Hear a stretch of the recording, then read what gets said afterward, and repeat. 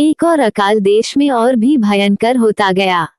जब वह अन्न जो वे मिस्र से ले आए थे समाप्त हो गया, तब उनके पिता ने उनसे कहा, फिर जाकर हमारे लिए थोड़ी सी भोजन वस्तु मोल ले आओ। 3 तब यहूदा ने उससे कहा, उस पुरुष ने हमको चेतावनी देकर कहा कि यदि तुम्हारा भाई तुम्हारे संग न आए तो तुम मेरे सम्मुख न आने पाओगे। 4 इसलिए यदि तू हमारे भाई को हमारे संग भेजे तब तो हम जाकर तेरे लिए भोजन वस्तु मोल ले आएंगे।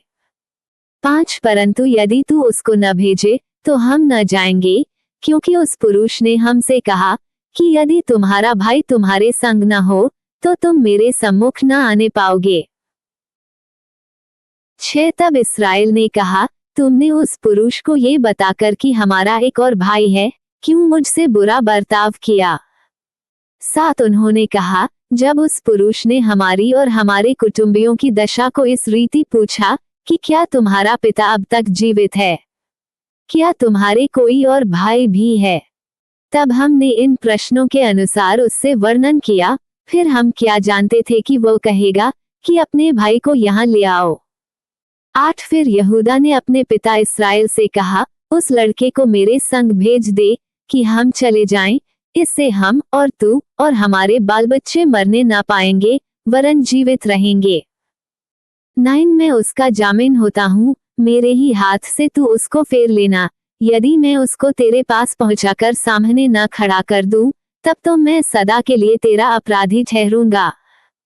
10 यदि हम लोग विलंब न करते तो अब तब दूसरी बार लौट आते। 11 तब उनके पिता इस्राएल ने उनसे कहा, यदि सचमुच ऐसी ही बात है तो ये करो, इस देश की उत्तम उत्तम वस्तुओं में से कुछ कुछ अपने बोरों में उस पुरुष के लिए भेंट ले जाओ, जैसे थोड़ा सा बलसान और थोड़ा सा मधु और कुछ सुगंध द्रव्य और गंधरस, पिस्ते और बादाम। 12 फिर अपने अपने साथ दूना रूपा ले जाओ, और जो रूपा तुम्हारे बोरों के मुंह पर रखकर फेर दिया गया था उसको भी लेते जाओ, कदाचित ये भूल से हुआ हो। 13 और अपने भाई को भी संग लेकर उस पुरुष के पास फिर जाओ। 14 और सर्वशक्तिमान ईश्वर उस पुरुष को तुम पर दयालु करेगा, जिससे कि वह तुम्हारे दूसरे भाई को और बिन्यामीन को भी आने दे, और यदि मैं निर्वंश हुआ तो होने दो। 15 तब उन मनुष्यों ने वह भेंट और दूना रूपा और बिन्यामीन को भी संग लिया और चल दिए और मिस्र में पहुंचकर यूसुफ के सामने खड़े हुए। 16 उनके साथ बिन्यामीन को देखकर यूसुफ ने अपने घर के अधिकारी से कहा, उन मनुष्यों को घर में पहुंचा दो और पशु मार के भोजन तैयार करो, क्योंकि वे लोग दोपहर को मेरे संग भोजन करेंगे। 17 तब वह अधिकारी पुरुष यूसुफ के कहने के अनुसार उन पुरुषों को यूसुफ के घर में ले गया। 18 जब वे यूसुफ के घर को पहुंचाए गए तब वे आपस में डर कर कहने लगे कि जो रूपा पहली बार हमारे बोरों में फेर दिया गया था उसी के कारण हम भीतर पहुंचाए गए हैं, जिससे कि वह पुरुष हम पर टूट पड़े और हमें वश में करके अपने दास बनाए और हमारे गदहों को भी छीन ले। तब वे यूसुफ के घर के अधिकारी के निकट जाकर घर के द्वार पर इस प्रकार कहने लगे, 20 की हे हमारे प्रभु, जब हम पहली बार अन्न मोल लेने को आए थे। 21 तब हमने सराय में पहुंचकर अपने बोरों को खोला तो क्या देखा कि एक एक जन का पूरा पूरा रूपा उसके बोरे के मुंह में रखा है, इसलिए हम उसको अपने साथ फिर लेते आए हैं। 22 और दूसरा रूपा भी भोजन वस्तु मोल लेने के लिए लाए हैं, हम नहीं जानते कि हमारा रूपा हमारे बोरों में किसने रख दिया था। 23 उसने कहा, तुम्हारा कुशल हो, मत डरो, तुम्हारा परमेश्वर जो तुम्हारे पिता का भी परमेश्वर है, उसी ने तुमको तुम्हारे बोरों में धन दिया होगा। तुम्हारा रूपा तो मुझको मिल गया था। फिर उसने शिमोन को निकालकर उनके संग कर दिया। 24 तब उस जन ने उन मनुष्यों को यूसुफ के घर में ले जाकर जल दिया। तब उन्होंने अपने पांवों को धोया, फिर उसने उनके गदहों के लिए चारा दिया।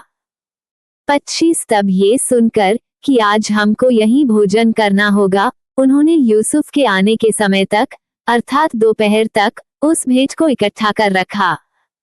26 जब यूसुफ घर आया तब वे उस भेंट को जो उनके हाथ में थी उसके सम्मुख घर में ले गए और भूमि पर गिरकर उसको दंडवत किया।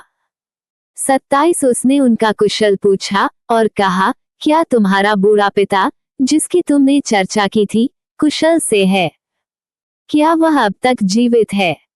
28 उन्होंने कहा, हाँ, तेरा दास हमारा पिता कुशल से है और अब तक जीवित है। तब उन्होंने सिर झुकाकर फिर दंडवत किया।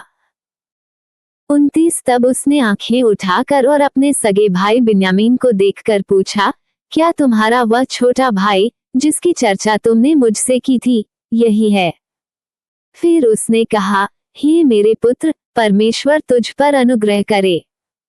30 तब अपने भाई के स्नेह से मन भर आने के कारण और यह सोचकर कि मैं कहाँ जाकर रोऊं, यूसुफ फुर्ती से अपनी कोठरी में गया और वहां रो पड़ा। 31 फिर अपना मुंह धोकर निकल आया और अपने को शांत कर कहा, भोजन परोसो। 32 तब उन्होंने उसके लिए तो अलग और भाइयों के लिए भी अलग और जो मिस्री उसके संग खाते थे उनके लिए भी अलग भोजन परोसा, इसलिए कि मिस्री इब्रियों के साथ भोजन नहीं कर सकते, वरन मिस्री ऐसा करना घृणा समझते थे। 33 सो यूसुफ के भाई उसके सामने, बड़े बड़े पहले और छोटे छोटे पीछे, अपनी अपनी अवस्था के अनुसार क्रम से बैठाए गए। ये देख वे विस्मित होकर एक दूसरे की ओर देखने लगे। 34 तब यूसुफ अपने सामने से भोजन वस्तुएं उठा उठा के उनके पास भेजने लगा और बिन्यामीन को अपने भाइयों से 5 गुनी अधिक भोजन वस्तु मिली और उन्होंने उसके संग मनमाना खाया पिया।